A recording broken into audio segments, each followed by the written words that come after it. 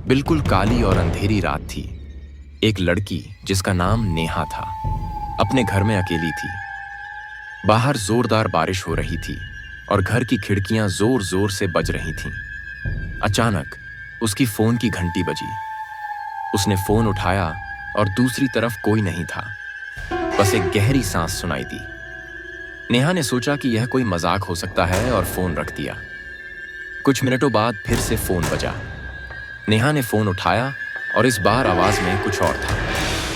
मैं तुम्हारे करीब हूं, आवाज ने कहा, लेकिन उस आवाज में अजनबीपन और खौफ था। नेहा ने स्विंग रहते हुए फोन रखा और कमरे के सारे लाइट्स ऑन कर दिए।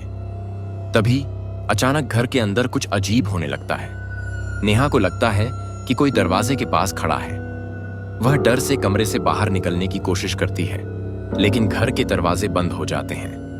बाहर से आवाजें आती हैं जैसे कोई उसके कमरे में आ रहा हो। तभी उसकी फोन की घंटी फिर से बज उठता है और इस बार आवाज स्पष्ट रूप से सुनाई देती है, तुम्हारी जिंदगी अब खत्म होने वाली है, मैं तुम्हारे पास हूं। नेहा फोन पर उस रहस्यमय आवाज से पूछती है, तुम कौन हो?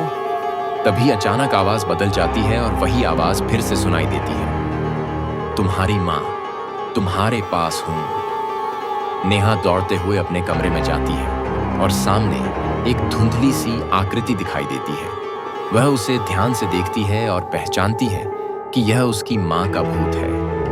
उसकी मां जो कुछ साल पहले एक एक्सीडेंट में मर चुकी थी, अब उसे डराने आई थी। लेकिन क्या वह वास्तव में उसकी मां है या कोई और है जो उसे भ्रमित कर रहा है? नेहा हिम्मत करती है और सोचने की कोशिश करती है कि यह कॉल कौन कर रहा है। जब वह फिर से फोन उठाती है तो एक और खौफनाक सच सामने आता है। फोन पर वही आवाज सुनाई देती है, तुम्हारी मां यहां नहीं है, बल्कि मैं वही हूं जिसने तुम्हारे घर में तुम्हारे माता पिता को मारा था।